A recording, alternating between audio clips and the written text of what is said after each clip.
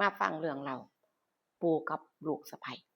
ปู่ทำให้ลูกสะใภ้เสียคนพะนะเรื่องราวเป็นจังไดข้อยสิเว้าให้ฟังเด้อคือสะใภ้คนนี้แต่งงานกับลูกเพิ่นก็หลายปี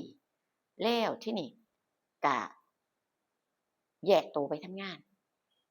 อยู่อีกที่หนึ่งพ่อผัวนี่จากครอบครัวไปด้วยโรคประจำตัวผู้เป็นเมียนี่ก็ไปตัวบ่ไหว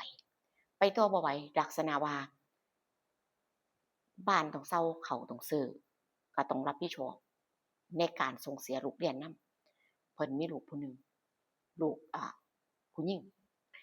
บ้านนี้ไปบ่รอดงานเนี่ยไปๆมาๆด้วยอายุหลายจั่งซี้เขาก็บ่อยากจ้างอายุก็อยู่ที่อ่าหลักสี่เขาก็บ่อยากจ้างมันก็สิหายากแหน่แล้วก็งานเดิมที่เคยเฮ็ดเนี่ยก็คือหมายถึงว่าเขาเลิกจ้างจังซี้นะก็เลยหนักใจบ่ฮู้ว่าสิเฮ็ดจั่งใดดีอ่าทีนี้ปู่ก็ติดต่อกลับมาว่าถ้ามันลำบากบ่มีที่ทำกินก็คือว่าอยู่ห้องเช่าจังซี้เนาะกลับมาอยู่อ่าบ้านเฮาก็ได้ลูก คือปู่บอกว่าตัดสินใจแบ่งเอ่อทรัพย์สินบางส่วนเนี่ยให้ในนามคือว่าลูกชายเราบ่อยู่ก็สร้างแต่ว่าเราให้หลานจังซี่น่ะ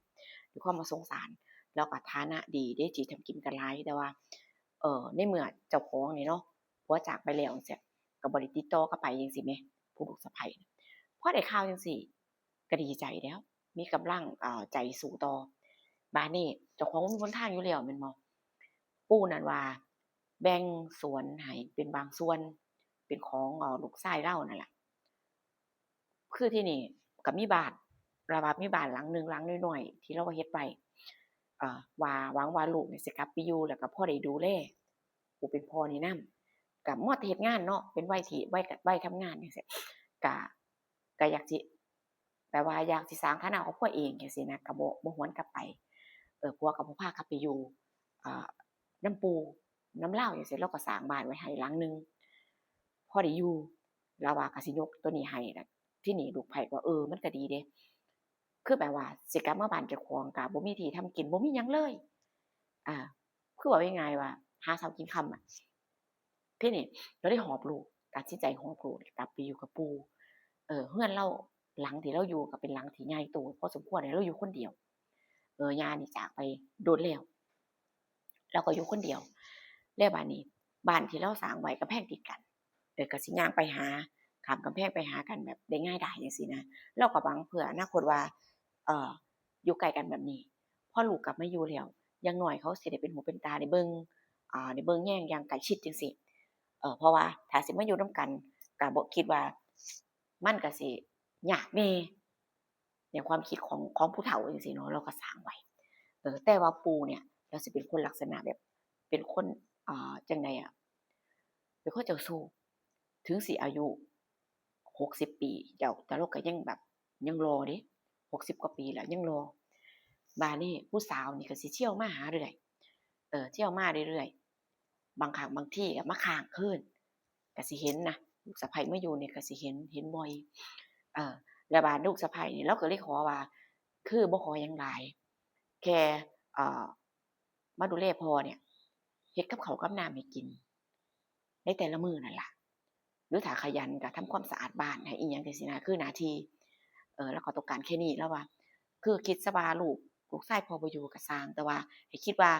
เป็นพ่อคนหนึ่งก็รักก็รักก็แบบว่าเห็นเป็นลูกคนหนึ่งเสมอมาจั่งซี้เนาะเลาก็เว้าแบบนี้คือฟังแล้วก็รู้สึกแบบอบอุ่นจังซี้นะคนผู้แบบลำบากไปไปพึ่งพาอาศัยเพิ่นเนาะมันก็รู้สึกอุ่นรู้สึกสบายใจขึ้นเนาะ บาดนี้ก็ทำหน้าที่เจ้าของไปพอไปอยู่แล้วบ้านก็หลังบ่ใหญ่แต่ว่าก็เป็นสัดส่วนบ้านเป็นบ้านก็อยู่แล้วบ้านนี้ลูกสาวเนี่ยก็คือว่านั่นล่ะมันก็บ่ได้ไกลตัวเมืองเนาะแต่ว่าคือหมายถึงว่าไปเรียนไปหยังก็สะดวกสบายจังซี้นะ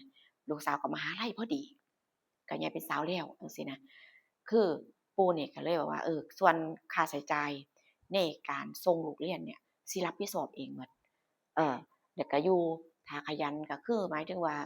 ถ้าขยันนี่ก็สามารถที่แบบว่าอ่ามีงาน เขาจ้างเฮ็ดหยังก็ไปจังซี่นะก็พอได้เฮ็ดอยู่มันก็ดีกว่าอยู่ในเมืองแบบไปเช่าห้องแคบๆอยู่เดะดีเป็นไหนๆพู้นล่ะแล้วบาดนี้คือเราก็ช่วยเหลือทุกอย่างผู้เป็นปู่นี่ลูกสะใภ้ก็เที่ยวไปซุมื้อไปเฮ็ดกับข้าวเช้ากับข้าวเที่ยงกับข้าวแลงให้เรากินอาแล้วบัดทำความสะอาดบ้านคือว่าง่ายๆว่าเป็นผู้ดูแลคนหนึ่งแบบว่าเราก็บางบางทีเราก็ให้เราก็ให้เงินใช้จังซี้นะคือเราเกษียณแล้วแต่ว่าเราก็มีเงินเก็บแล้วก็เราก็มีที่ดินมีสวนมีหยังจังซี้คือเราบ่ลำบากว่าง่ายๆซะเราก็คือหมายถึงว่าเลี้ยงดูลูกสะใภ้กับหลานนี่ได้สบายอืมบัดนี้ก็เที่ยวไปเฮ็ดลูกสะใภ้นี่เที่ยวไปเฮ็ดงานสิว่าไปเฮ็ดงานก็แม่นเพราะว่าเราก็เคยแบบว่าหยิบยื่นให้ใช้เนาะแต่บ่แม่นว่าเราก็บ่ได้บอกตรงๆว่าจ้าง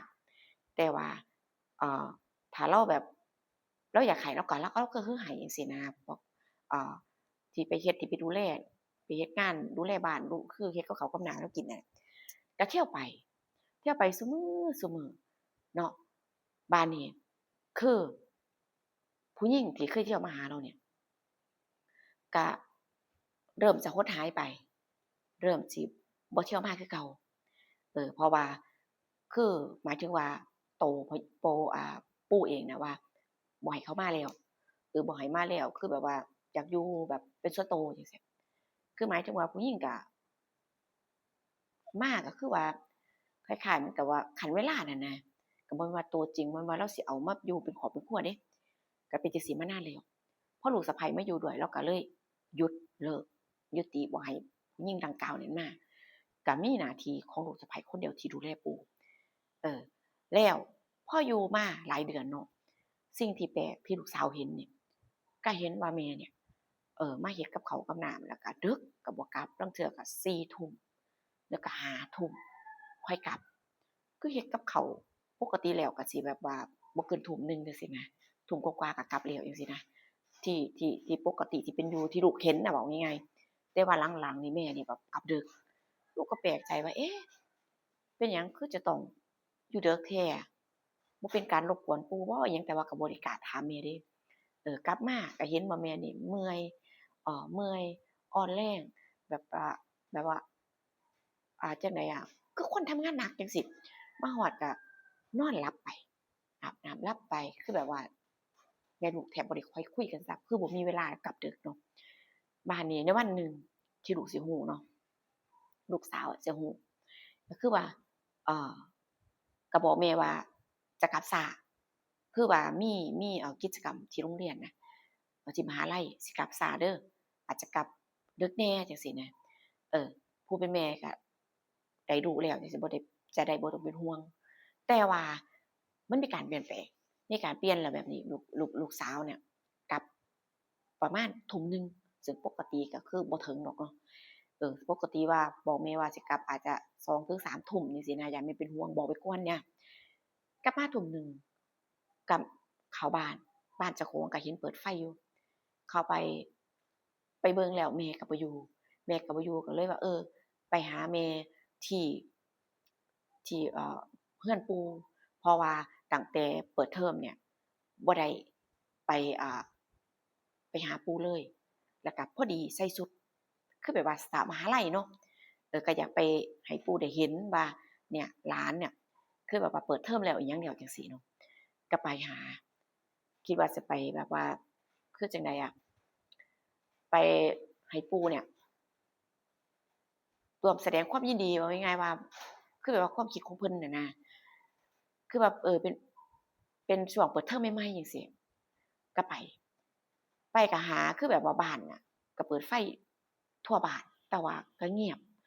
ลูกสาวก็ส่องเพราะบ้านมันหลังใหญ่เนาะแต่ก็หลังใหญ่พอสมควรก็หาตรงนั้นมุมนี้บ่เห็นแม่แล้วก็บ่เห็นปู่เงียบเลาะทั่วแล้วตัดสินใจว่าก็เหลืออยู่ที่เดียวก็คือห้องนอนของปู่เอ๊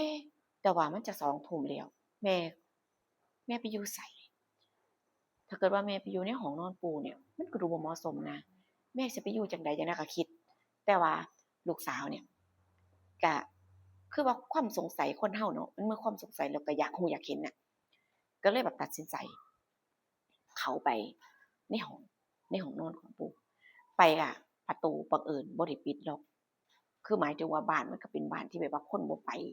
บ่ไปบ่ได้แบบว่าคนบ่ได้พลุกพล่านอะก็คิดว่าบ่จำเป็นจะต้องแบบระมัดระวังอะความคิดของเพิ่นก็สิเป็นแบบนี้บ่จัง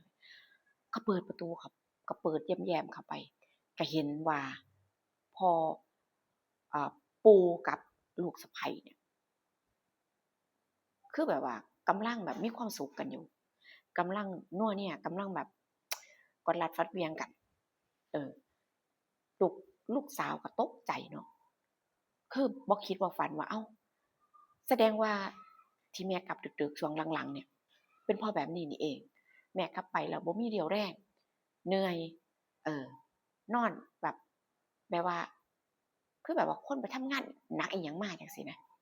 ลูกสาวคิดไปว่าเป็นเพราะแบบนี้นี่เอง ลูกสาวก็ยืนอยู่สักพักหนึ่งยืนดูเหตุการณ์น่ะสักพักหนึ่งแต่ว่าสองคนก็บ่รู้เรื่องอีหยังบ่ฮู้ว่าแม่เนี่ยบ่ฮู้ว่าลูกเป็นลูกเนี่ยกลับมาแล้วแล้วก็เห็นเหตุการณ์ทุกอย่างอ่าคือแบบว่ารู้ความจริงเบิดจังซี้นะคือลูกสาวเนี่ยก็คือแบบผู้ใหญ่แล้วเนาะโตแบบว่าเขารู้เข้าใจถึงเหตุและผลทุกอย่างแล้วจังซี้คือลูกสาวก็เดินออกมาจากห้องแล้วก็ไปนั่งรออยู่อ่าโต๊ะแบบว่าห้องรับแขกอะที่แบบว่าบ้านปู่น่ะก็นั่งรอว่า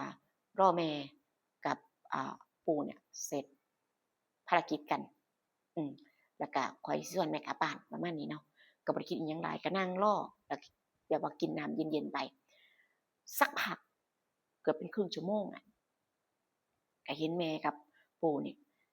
เดินหยอกล้อกันนุ้งกระดิงกันออกจากห้องมาเห็นลูกสาวนั่งอยู่ด้วยความตกใจด้วยความตกใจแม่นี่ก็ทำตัวบ่ถูกว่าอ้าวลูกบอกว่าลูกสิกลับดึกเดะลูกคิดว่าเวลานี้ก็คือยังบ่ทันได้กลับจังซี้นะแม่ก็หน้าซีดแบบตกใจทำตัวบ่ถูกอะเออส่วนปู่เองก็คือกันแล้วก็แม่ก็คือแบบบ่ฮู้ว่าสิเริ่มจั่งใดดีจังซี้ก็คือแบบว่าถามว่าลูกกลับมานานหรือยัง แม่ขอโทษคือแบบว่าก็เดินกอดกันมาคือจังกับคนหักกันคือจั่งกับผัวเมียจังซี้นะลูกเห็นแม่นบ่ก็สิตกใจในเรื่องเนี้ยบ่คิดว่าเอ่อลูกเนี่ยไปเห็นแบบภาพเต็มตาในห้องเลยเดะกับยังบ่ทันคิดถึงจุดนั้น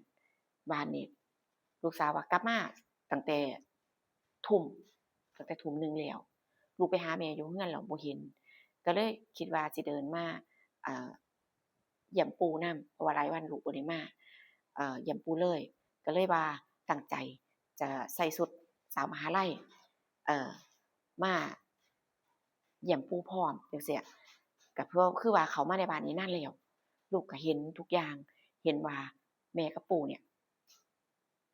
เฮ็ดอิหยังกันเห็นทุกอย่างรู้หมดแล้วคือแม่ก็ขอโทษเนาะว่าแม่บ่ได้ตั้งใจที่สิแบบว่าที่สิที่สิมันเกิดเรื่องแบบนี้จังซี้นะก็หนึ่งด้วยแบบว่าละอายใจเพราะว่าเป็นลูกสะใภ้เดะเนาะลูกสะใภ้กับพ่อสามีจังซี้นะคือปู่เองก็ขอโทษจังซี้ว่าได้ได้ได้เฮ็ดเรื่องที่มันผิดพลาดเรื่องที่มันเกิดขึ้นเนี่ยขอโทษกับทุกสิ่งทุกอย่างจังซี้เนาะหลานสาวก็ว่าบ่ต้องไปคิดมากมันเป็นเรื่องธรรมชาติถ้าเกิดว่าถ้าเกิดว่ารักหรือว่า